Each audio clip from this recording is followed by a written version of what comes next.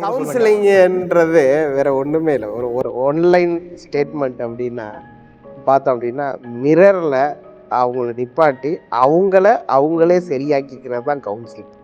நம்ம அவனை சரி பண்ணுறது கவுன்சிலிங் கிடையாது. அவனை நம்ம நிப்பாட்டி ஒரு மிரர் அவன்கிட்ட காட்டி, இந்தப்பா நீ பாரு, உனக்கு இந்த இடத்துல முடி தூக்கிட்டு இருக்கா, ஆமாம் சரி இன்னைக்கு இங்கே நீ சட்டை பட்டன் போடலையா, ஏன் போட்டுக்க அப்படின்னு அவனை திருத்த வைக்கிறது தான் கவுன்சிலிங்கை தவிர நம்ம எழுதி கொடுத்து நாளைக்கு நீ இதை செஞ்சுட்டு வா, நீ ஒழுங்காக இதை பண்ணு அதை பண்ணு நம்ம சொல்கிறதே கிடையாது. அவனவே அவனோட லைஃப்பை ஒரு தடவை திருப்பி பார்க்க வைக்கிறது தான் கவுன்சிலிங். என்னை பொறுத்தளவுக்கு பெஸ்ட்டு வே டு அவங்கள கைட் பண்ணுறது அவங்களோட எக்ஸ்பீரியன்ஸு. காரியத்தை ஷேர் பண்ணும்போது பீப்புள் அண்டர்ஸ்டாண்ட். என்றைக்குமே வெறும் ஏட்டு சுரக்கா கறிக்கு உதவாதுன்ற மாதிரி அதில் புக்கில் இருக்கிறது எல்லாத்தையும் சொல்கிறத காட்டுவாங்க. அதோடு சேர்த்து கொஞ்சம் வெளியில் உள்ள ஒரு சில காரியத்தையும் கனெக்ட் பண்ணி பேசும்போது வெளி உலகத்தில் என்ன நடக்குது அப்படின்றதையும் அவங்க தெரியாமே வாழ்கிறேன்.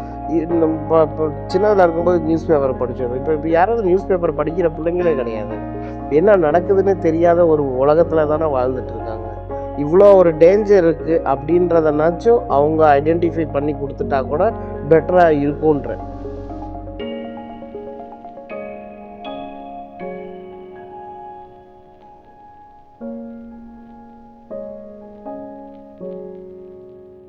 இப்போ நீங்கள் ட்ரைனிங்கை பற்றி சொன்னீங்க. நான் முதல்ல சிறுவர் ஊழியம் தான் பண்ணிட்டு இருந்தேன்.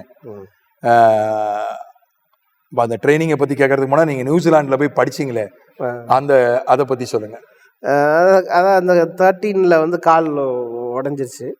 உடஞ்சதுக்கப்புறம் தான் எனக்கு தெரிஞ்சிச்சு நம்ம இதுக்கப்புறம் ரொம்ப நிறைய இடத்துல போய் ஊழியம் பண்ண முடியாது போல். ஏன்னா கால் உடஞ்சி நீ நடக்க மாட்டேன்னு நிறைய நமக்கு கேட்டுட்டு, சரி இதுக்கப்புறம் நம்ம ஒரு நம்ம ஒரு ட்ரைனிங் சென்டர் மாதிரி வைக்கணும் அப்படின்னு ஒரு மைண்டில் இருந்துகிட்டே இருந்துச்சு.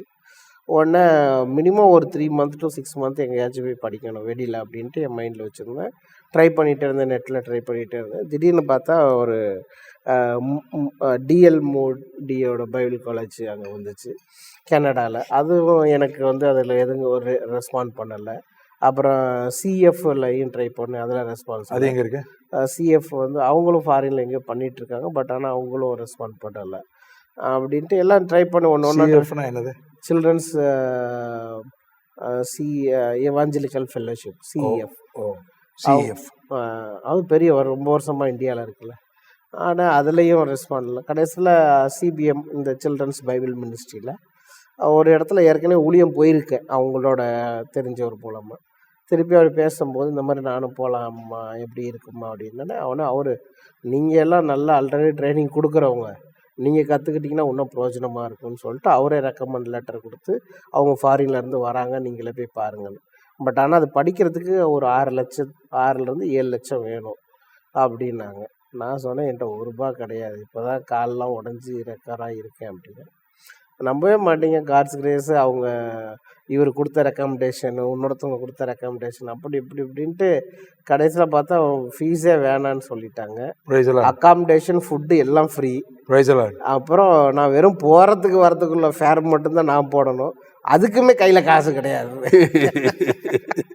ஏன்னா அதுக்கே எத்தனை வருஷம் கோர்ஸ் இது? ஒரு 6 மாதம் 6 months 6 மாதம். இது எல்லாமே சப்ஜெக்ட் பேசிக்கலாக கவுன்சிலிங் எடுப்பாங்க. சில்ட்ரன்ஸ் கவுன்சிலிங்கை கொஞ்சம் ஃபோக்கஸ் பண்ணுவாங்க. அப்புறம் நம்ம எப்படி ஸ்டோரிஸ் எப்படி பண்ணுறோம், எப்படி பிள்ளைங்களை அப்ரோச் பண்ணுறது, கேம்ப்ஸ் எப்படி கண்டக்ட் பண்ணுறது, அந்த மாதிரி அவங்களோட கேம்பே 2 தடவை 3 தடவை போய் நம்ம அதுக்கு லீடராக இருப்போம். இருக்கும்போது நம்ம அப்போ தான் அந்த மாதிரி எப்படி கேம்பஸ் எப்படி இது பண்ணுறது அப்படின்னு நல்லா அழகாக எல்லாமே நிறைய ப்ராக்டிக்கல்ஸ் இருக்கும். டெய்லி ஏதாவது ஒரு ஸ்கூல்ஸில் போய் நம்ம ஸ்டோரி சொல்லுவோம். இல்லாட்டி இன்னொருத்தர் நான் ஸ்டோரி சொன்னேன்னா என்னோடய டீச்சர் உட்காந்து கரெக்ஷன் பண்ணுவார், நான் எங்கெங்கெல்லாம் தப்பு பண்ணேன், எந்த இடத்துல ஸ்டார்டிங் பண்ணேன் அப்படின்னு வச்சு ரொம்ப நல்லாயிருக்கும்.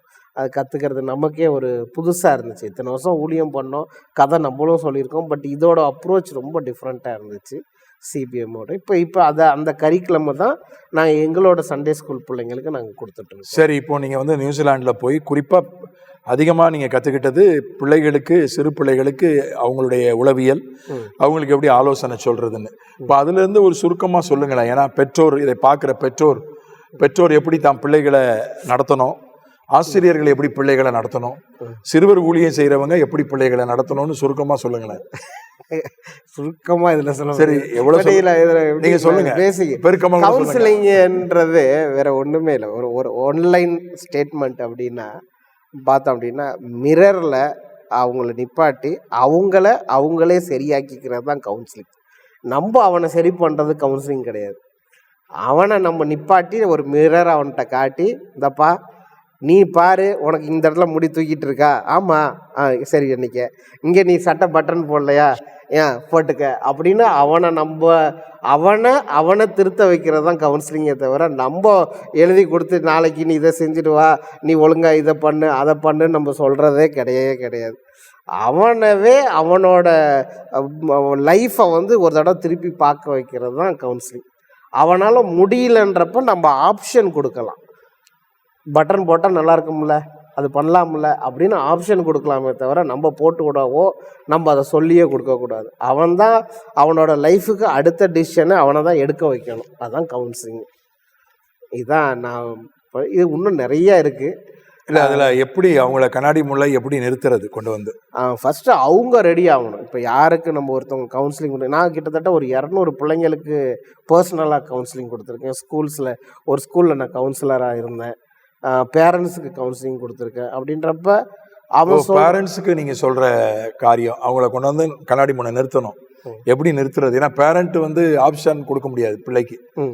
அவங்க கண்டிப்பாக அந்த பிள்ளைய கண்டிப்பாக நடத்தி தான் ஆகணும். இப்போ ஆசிரியர் கூட நீலாம் உருப்பட மாட்ட, பின்னால் போயிடுறா, நீ மாப்பிள்ளை, அந்த காலத்தில் மாப்பிள்ளை பெஞ்சுன்னுவாங்க, நீ பின்னால் போய் உன்னை நான் ஒன்றும் கேட்க மாட்டேன். இப்போ அப்படி அந்த நடைமுறையில் இல்லை.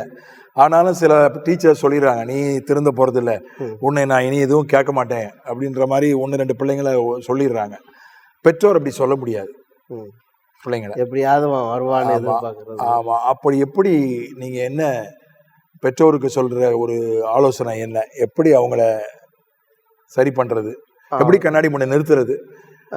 இப்போ கண்ணாடி முன்னே நிறுத்தின பிறகும் சிலவன் அதை பார்க்க மறுக்கிறான், கண்ணை முடிக்கிறான், அவனை எப்படி கண்ணை திறந்து பார்க்க வைக்க? ஆக்சுவலி பெஸ்ட்டு வே, அவன் ஒரு பையன் இப்போ சரியில்லை. ஒரு உதாரணத்துக்கு ஒரு பையன் மொபைல் அடிக்டடாக இருக்கான். ஒரு உதாரணத்துக்கு சொல்கிறேன், ஒரு பையனோ பொண்ணோ. இப்போ அவனை எப்படி நம்ம அதிலேருந்து கொண்டுட்டு வர்றதுன்னா ஒன்றும் இல்லை.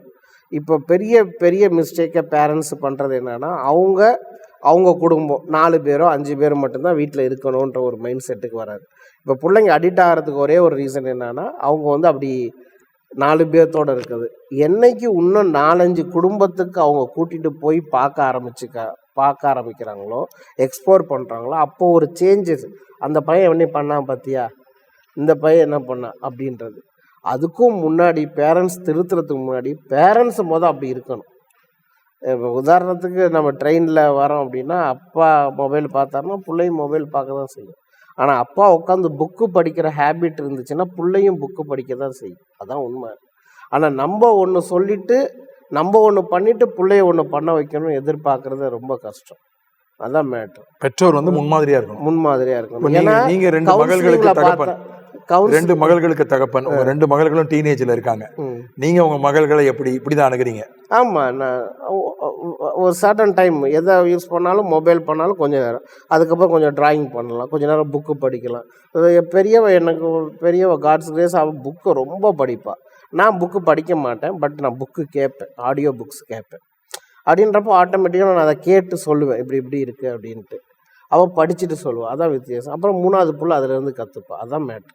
இப்போ நம்ம 2 பேர் இப்படி இருக்கும்போது 3வது ஆள் அதுதான். ஏன்னா இது பார்த்தோம், சர்வே பார்த்தோம் அப்படின்னா, நம்ம 80% பிள்ளைங்க எதை காப்பி பண்ணுமோ நம்மளோட பேரண்ட்ஸோட லைஃப்பை தான் காப்பி பண்ணி அவங்களோட லைஃபுக்கு அடாப்ட் பண்ணும்.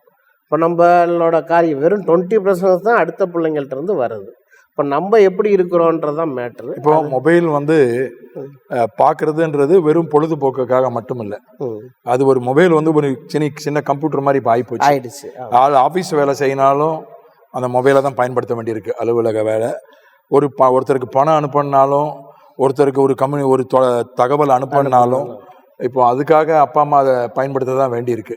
ஒரு பிரசங்கம் கேட்க, ஒரு பாட்டு கேட்க, எவ்வளோ விஷயங்களுக்கு அதை பயன்படுத்த வேண்டியிருக்கு. அது ஒரு அவசியமா, பொழுதுபோக்கா இல்லாத.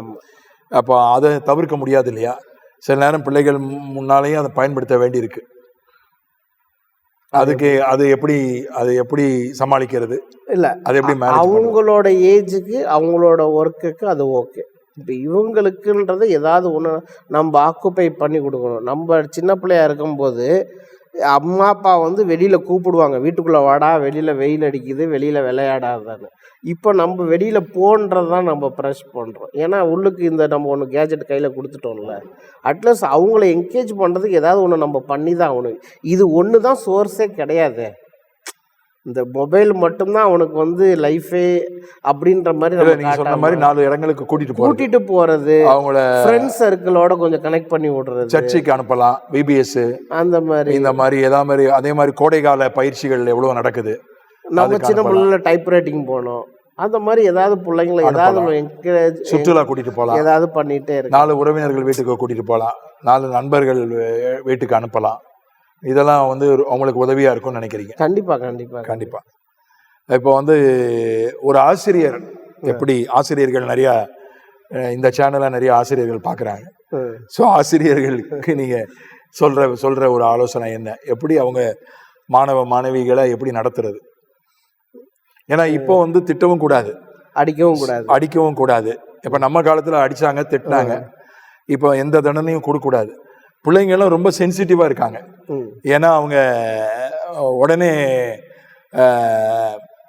தற்கொலை பண்ணிப்பேன்றாங்க, இல்லை ஸ்கூலுக்கு போக மாட்டேன்றாங்க. எப்படி அதை திட்டா கூட அடிக்கவும் கூடாது, ஃபெயில் ஆக்கவும் கூடாது. 8வது வரைக்கும் ஃபெயில் ஆக்கக்கூடாது. தமிழ்நாட்டை பொறுத்தவரை, ஒரிசா எப்படின்னு தெரியல, 8வது வரைக்கும் ஃபெயில் ஆக்கக்கூடாது, திட்டவும் கூடாது, அடிக்கவும் கூடாது. அந்த காலத்தில் நம்ம பெற்றோர் என்ன பண்ணாங்க, இவனை வந்து தோலை உரிச்சு எடுத்துருங்கன்னு சொல்லி, கண்ணை மட்டும் விட்டுருங்க, தோலை உரிச்சு எடுத்துருங்க, என் தோலை உரிச்சிருந்தா கொஞ்சம் வெள்ளையாயிருப்பேன், உரிக்காம விட்டாங்க அப்படி சொன்னாங்க. வாத்தியார் அடிச்சாருன்னு வீட்டில் வந்து சொல்ல மாட்டோம், சொன்னால் வீட்டில் அடிப்பாங்க. வாத்தியார் அடிக்கிற அளவுக்கு நீ என்ன தப்பு பண்ணேன், வாத்தியார்ட்ட அடி வாங்கினா கூட அமுக்கமாக இருப்போம், மறைச்சு வச்சிருவோம். 3ஆவது நாள் வீட்டில் தெரிஞ்சிடும், என்கொயரி நடக்கும், வாத்தியார் அடிச்சாரமே, எதுக்காக அடிச்சாருன்னு. இப்போ வாத்தியார் அம்மா டீச்சர் திட்டுறாங்கன்னு தெரிஞ்சா பெற்றோர் வந்து சண்டைக்கு வராங்க ஸ்கூல்ல. சில பெற்றோர் போலீஸ்க்கு போயிடுறாங்க, என் பிள்ளைய திட்டாங்க, பிள்ளையினுடைய மனசு கெட்டு போச்சு, புண்பட்டுடுச்சு அப்படின்னு போலீஸ்க்கு போன பெற்றோர். ஒரு ஊழியக்காரரே ஒருத்தர் அவங்க மகளை ஆசிரியை திட்டாங்கன்னு போலீஸ்க்கு போயிட்டார், ஊழியக்காரர். நடந்த சம்பவம் எனக்கு ஆச்சரியமா இருந்துச்சு. அப்போ வந்து நீங்க திட்டக்கூடாது, அடிக்கக்கூடாது, ஃபெயில் பண்ணக்கூடாது. எப்படி அந்த மாணவ மாணவிகளை ஒரு ஆசிரியர் நடத்துறது, அதுக்கு என்ன ஆலோசனை சொல்றீங்க? என்னை பொறுத்தளவுக்கு பெஸ்ட் வே டு அவங்கள கைட் பண்ணுறது, அவங்களோட எக்ஸ்பீரியன்ஸு காரியத்தை ஷேர் பண்ணும்போது பீப்புள் அண்டர்ஸ்டாண்ட். என்றைக்குமே வெறும் ஏட்டு சுரக்கா கறிக்கு உதவாதுன்ற மாதிரி அதில் புக்கில் இருக்கிறது எல்லாத்தையும் சொல்கிறத காட்டணும். அதோடு சேர்த்து கொஞ்சம் வெளியில் உள்ள ஒரு சில காரியத்தையும் கனெக்ட் பண்ணி பேசும்போது வெளி உலகத்தில் என்ன நடக்குது அப்படின்றதையும் அவங்க தெரியாமே வாழ்கிற. நம்ம இப்போ சின்னதில் இருக்கும்போது நியூஸ் பேப்பரை படித்தோம், இப்போ யாராவது நியூஸ் பேப்பர் படிக்கிற பிள்ளைங்களே கிடையாது. என்ன நடக்குதுன்னு தெரியாத ஒரு உலகத்தில் தானே வாழ்ந்துட்டுருக்காங்க. இவ்வளோ ஒரு டேஞ்சர் இருக்குது அப்படின்றதனாச்சும் அவங்க ஐடென்டிஃபை பண்ணி கொடுத்துட்டா கூட பெட்டராக இருக்குன்ற. வெறும் நான் சொல்லி கொடுக்குறதோட முடிஞ்சிச்சுன்னு நிறுத்தாமல் இது வரைக்கும் போகாதீங்க, இது ரொம்ப இவ்வளோ இருக்குது அப்படின்னு. இப்போ ரீசெண்டாக நான் கேட்ட ஒரு சம்பவம் அப்படின்னு அவர் ஷேர் பண்ணும்போது அது பிள்ளைங்களுக்கு டச் ஆகும். அவர் போய் அவனை அடிக்கணும் இல்லை, ஏன்னா இப்போ உள்ள பிள்ளைங்க ரொம்ப சென்சிட்டிவ். நம்ம சொன்னாலே பிள்ளைங்க மாறிக்கும். நம்ம போய் அடித்து அதை உதச்சி நீ பண்ணுறியா இதை நிறுத்துன்னு சொல்லணும்லாம் அவசியம் இல்லை. இப்போ உள்ள பிள்ளைங்கள்ட்ட சொன்னாலே ஓகே, இதுக்கப்புறம் நம்ம பண்ண வேண்டாம் அப்படின்னு. ஏன்னா நம்ம வீட்டில் 2 பிள்ளைங்க இருக்குது, 3 பிள்ளைங்க இருக்குன்னா ஒவ்வொரு பிள்ளைங்களுக்கும் வேறு வேறு அப்ரோச் தான். அப்படின்றப்ப ஒரு கிளாஸில் 45 பிள்ளைங்க இருக்குன்னா 45 விதமான ஒரு அட்மாஸ்பியரில் தான் வராங்க. அப்படின்றப்ப காமனாக நம்ம ஒரு 2-3 ஸ்டோரிஸை சொல்லும் போது அது ஈஸியாக அந்த பிள்ளைங்களோட மைண்டில் நிற்குன்றத என்னோட ஒரு இது. வெறும் இந்த சப்ஜெக்டோடு போகாமல் வெளியில் இப்படி ஒன்று காரியம் நடக்குது பாருங்கள் நீங்களே, ஏன்னா நீங்கள் இந்த ஏஜில் இருக்கீங்க, கேர்ஃபுல் அப்படின்ட்டு அதோட நிறுத்தினாலே தட் வில் பி பெட்டர். ஒரு பிள்ளை வந்து எந்த விதத்துலையும் அது படிக்க வர மாட்டேங்குது, படிக்கவும் மாட்டேங்குது, ஆசிரியர் சொல்றதை கேட்கவும் மாட்டேங்குது. இப்போ அந்த மாணவனை மாணவியை எப்படி கையாளுறது? ஒன்றுமே பண்ண முடியும். அப்படி எல்லா கிளாஸும் இருக்கதான். ஆனால் அந்த நீங்கள் சொல்கிறீங்கள பாருங்கள், எவனுக்கு பேச்சே கேட்க மாட்டேன்றான்னு, அதை போட போட இந்த காரியத்தை சொல்ல சொல்ல அப்படி உள்ளது தான் நானும் அப்படி தான் இருந்தேன். இப்போ நான் இங்கே இல்லையா, அந்த மாதிரி ஒரு சர்டன் டைமில் எல்லாத்துக்கும் ஒரு சில சூழ்நிலைகள் அப்படி அமையும் போது அவன் ரியலைஸ் பண்ண ஆரம்பிப்பான். இப்போ அவன் என்ஜாய் பண்ணணும். இப்போ ஒரு சைக்காலஜியாக பார்த்தோம் அப்படின்னா 12 வயசு வரைக்கும் ஒரு பிள்ளைங்களோட மைண்ட் செட் எப்படி இருக்குன்னா, அவனுக்கு பண்ணுற காரியத்தை எல்லாரும் திரும்பி பார்க்கணும் அப்படின்ற அவனுக்கு ஒரு எண்ணம் இருக்கும். அது ஒரு சில பிள்ளைங்களுக்கு 18 வயசு வரைக்கும் கூட இருக்கும். ஒரு சிலவங்களுக்கு கல்யாணம் ஆகியும் நான் செய்கிறத தான் பார்க்கணும், வீட்டில் நான் செய்கிறது ரைட்டுன்றதை ப்ரூவ் பண்ணணும்னு நினச்சிக்கிட்டே இருப்பாங்க. அது மைண்ட் செட்டு நிறையா பேர்த்துக்கு உண்டு. இவன் ஏன் அதை பண்ணுறான் அப்படின்னா, இவனை எல்லாருமே பார்க்கணும், இவன் சொல்கிறத எல்லாரும் கேட்டு சிரிக்கணும். அதான் அல்டிமேட்டட். அவன் பண்ணுறதுக்குள்ள வேறு ரீசனே கிடையாது. ஓப்பனாக சொன்னால் அதுதான், எஸ் நீ நல்லா பண்ணுறாடா அப்படின்னு அவனே சொன்னால் அமைதியாக இருந்துடுவான். ஏன்னா அவனோட பேசிக் மைண்ட் செட்டே இப்படி அடமண்ட்டாக இருக்கிற பசங்க எல்லாருமே ஒன்று அவனோட பேரண்ட்ஸ் 2 பேருமே வீட்டில் அவனை இக்னோர் பண்ணியிருப்பாங்க. அவ்வளோ ஒரு கேர் பண்ணாத பிள்ளைங்களாக தான் இருப்பாங்க 90%. ஒரு சர்வேல ரீசெண்டாக நான் பார்த்த சர்வேல 63% பிள்ளைங்க இறக்குறதுக்கு காரணம் அப்பா, 75% ஒரு பையன் ஹைஸ்கூல் போவாது காரணம் அப்பா, 57% ஒருத்தன் வந்து படிக்காமல் ஊரை சுற்றுறான்னா அதுக்கும் காரணம் அப்பா. அப்பா தான் காரணம், அம்மா கிடையாது. ஏன்னா அவங்களோட இம்பேக்ட் அவ்வளோ இருக்குது அப்படின்றாங்க. அப்பாவுடைய இம்பேக்ட் அவ்வளோ இருக்குது, அம்மாவுடைய இம்பேக்ட் கம்மி. ஆனால் நம்ம நினைக்கிறோம் அம்மா தான் சொல்கிறோம், பட் இதெல்லாம் சர்வே சொல்கிறத நான் சொல்கிறேன் நான். அப்படின்றப்ப இவ்வளோ ஒரு இம்பேக்ட். இப்போ நம்ம பக்கத்தில் அப்பா உட்காந்து நல்லா இருக்கியாப்பா சாப்பிட்டியா அப்படின்னு கேட்குற ஒரு பேரண்ட்ஸ் அப்பா இதே கம்மி ஆயிடுச்சு.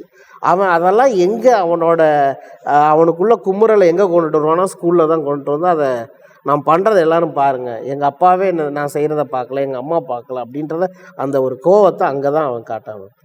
ஓகே வெரி குட் நல்லா பண்ணுறேன், ஓகே கரியான் அப்படின்னு ஒரு வார்த்தை சொல்லி பார்த்தா, என்கரேஜ் பண்ணி பார்த்தா ஆட்டோமேட்டிக்காக மாறுறதுக்கு எவ்வளோவே பெரிய ஆட்களும் இந்த மாதிரி ஒரு சின்ன ஒரு என்கரேஜில் ஒரு அப்ரிஷியேட்டில் பிள்ளைங்க மாறுறதுக்கு வாய்ப்பு இருக்குது. ஆனால் அதை விடாமல் பண்ணோம் அப்படின்னா தான் ஒரே நாள் சொன்னோன்னே அவன் மாற போகிறது கிடையாது. டைம் தான் அவனை ஹீல் பண்ணும். ஆக்சுவலி இப்போ சிறுவர் ஊழியம் பண்ணுறவங்களுக்கு, இப்போ நீங்கள் நியூசிலாண்டில் போய் கொஞ்சம் ஆழமாக படிச்சுட்டு வந்ததுனால அவங்க சிறுவர் ஊழியத்தை பற்றிய உங்களுடைய பார்வை இன்னும் மேம்பட்டிருக்கும், சிறுவர் ஊழியத்தை பற்றிய அணுகுமுறையும் இன்னும் மேம்பட்டிருக்கும். சிறுவர் ஊழியம் செய்கிறவங்க நிறைய இதை பார்ப்பாங்க, ஞாயிறு பள்ளி ஆசிரியர்கள், விபிஎஸ் எடுக்கிறவங்க, அவங்களுக்கு நீங்கள் சொல்கிற ஆலோசனைகள் என்ன? பெஸ்ட்டு வே இப்போ சண்டே ஸ்கூலில் இல்லை ஏதாவது ரெகுலராக விபிஎஸ் எல்லாம் எடுக்கிறவங்க யாராக இருந்தாலும் ஃபாலோ பண்ணுறதை மட்டும் விட்டுறவே கூடாது. அதுதான் ஒரு பிள்ளையோட லைஃப்பில் வந்து பெரிய சேஞ்ச் வர்றதுக்கு. சர்ச்சு உள்ளுக்கு 40 பிள்ளைங்க வருவாங்க, ஆனால் விபிஎஸ்க்கு 400 பிள்ளைங்க வருவாங்க. ஆனால் அதில் ஃபாலோப்புன்னு ஒன்று விட்டதுனால தான், அதை பண்ணாததுனால தான் நம்ம திருப்பி இன்ன வரைக்கும் ரீச் பண்ணாமையே இருக்கிறோம்.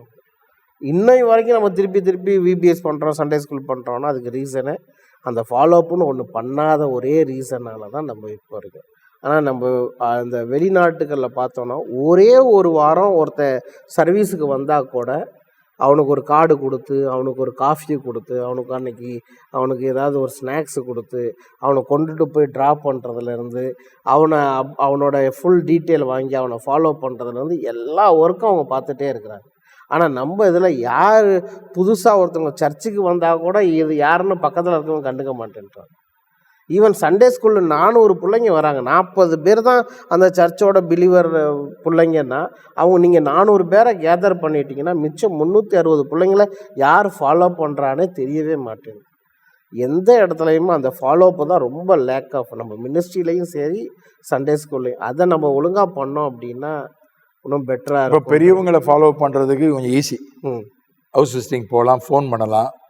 ஆனால் சின்ன பிள்ளைங்களை எப்படி ஃபாலோ பண்ணுறது? நம்ம எப்படி எங்கேருந்து தானே கூப்பிட்டுருப்போம், ஏதாவது ஒரு பஸ் வச்சுருப்போம், ஏதாவது பண்ணியிருப்போம்ல. இப்போ அந்த வில்லேஜில் ஏதாவது இந்த மாதிரி ஒரு டியூஷன் சென்டரோ ஏதாவது ஒரு காரியத்தை அவங்களுக்கு ஏதாவது அவங்க கவர் பண்ணுற மாதிரி ஏதாவது ஒரு ப்ரோக்ராம்ஸ் ஏதாவது அங்கே நம்ம பண்ணிகிட்டே இருந்தோம் அப்படின்னா ஸ்லோலி ஏதாவது அந்த இடத்துல ஒரு சேஞ்சஸ் பண்ண முடியும் அப்படின்னு நான் நினைக்கிறேன். ஏன்னா எவ்வளவோ ஃபண்டு நம்ம செலவு பண்ணுறோம், அந்த பிள்ளைங்களுக்கும் வர வில்லேஜுக்கு ஏதாவது நம்ம இயர்லி ஒன்ஸோ ட்வைஸோ ஏதாவது ஒன்று பண்ணிக்கிட்டே இருந்தோம் அப்படின்னா, ஒரு ஃபாலோ பண்ணிக்கிட்டே இருந்தோம்னா அதுலேருந்து ஒருத்தர் எந்திரிச்சா போதும், ஒரு 10 பேர் எந்திரிச்சா போதும், இன்னும் ஒரு 10 வில்லேஜ் நம்ம பார்க்கலாம்ல. அப்படின்ட்டு காரியம். இப்போ நீங்க சபைகளும் ஆரம்பிச்சிருக்கீங்க. ஆமா, ஆண்டவர் கிருபையால எத்தனை சபைகள்? 16 ஹவுஸ் ப்ரேயர்ஸ் இருக்கு. இப்போ ஒரு 3 சர்ச் லாஸ்ட் இயர் கட்டியிருக்கோம். 3 ஆலயங்கள் கட்டடமா கட்டிட்டீங்க. கட்டியாச்சு. இன்னும் 13க்கு உங்களுக்கு ஆலயம் கட்டப்பட வேண்டியது. கட்டப்பட வேண்டியது. இப்போ வந்து ஒரு ஆர்டினேஷன் சர்வீஸ் நடத்துனீங்க. ஆமா ஆமா, நீங்க வந்து நான் வந்திருந்தேன். நான் வந்து உங்க ஊழியக்காரங்களுக்கெல்லாம் 10 பேருக்கு. ஆமா, அவங்களெல்லாம் ஆர்டைன் பண்ணேன். 10 பேர். அவங்க 10 பேருமே சிறுவர் ஊழியம் செய்யறவங்க தான். இல்ல அதுல 8 பேரு சபை ஊழியம், 2 பேர் சிறுவர் ஊழியம் பண்ணிட்டு. இப்போ உங்ககிட்ட 12 பேர் இருக்காங்க. 12 பேர். சரி. இப்போ வந்து அந்த டியூஷன் சென்டர் தான் பின்னால் அப்படி சபையா மாறுது. ஒரு சில இடத்துல மாறுது, ஒரு சில இடத்துல ஆல்ரெடி சர்ச் தேவை இருக்கிற இடத்துல சபையை நம்ம உருவாக்கிட்டு போயிட்டு. இப்போ அது வழக்கமான சுவிசேஷ பணியும் செய்றீங்க. பண்ணிட்டு இருக்கோம். அதுவும் பண்றீங்க. பண்ணிட்டு இருக்கோம். சுவிசேஷம் பொதுவான ஒரு சுவிசேஷ பணி. ஆமா ஆமா. இப்போ இந்த பயிற்சி எப்படி, நீங்க பயிற்சி எதுவும் கொடுத்துட்டு இருக்கீங்களா? அதுக்கு எதுவும் ஒரு நிகழ்ச்சி மாதிரி நடத்துறீங்களா? இல்லை, இப்போ வரைக்கும் அப்பப்போ யாராவது ஒரு மீட்டிங்ஸு செமினார் இருந்துச்சுன்னா அவங்கள அனுப்புகிறோம். மற்றபடி வீக்லி ட்வைஸ் எங்களோட ப்ரேயர், வீக்லி ப்ரேயர் நாங்கள் நடந்த பாஸ்டர்ஸ்லாம் கான்ஃபரன்ஸில் கனெக்ட் பண்ணுவோம். அப்போ ஏதாவது சொல்லி கொடுக்குற காரியங்கள் தான். மற்றபடி ஏதாவது ஒரு புதுசாக ஏதாவது ப்ரோக்ராம்ஸ் இருந்துச்சுன்னா அவங்கள கனெக்ட் பண்ணி விடுவேன். மற்றபடி இல்லாட்டி அவங்களா ஓனாக பண்ணுற காரியமாக.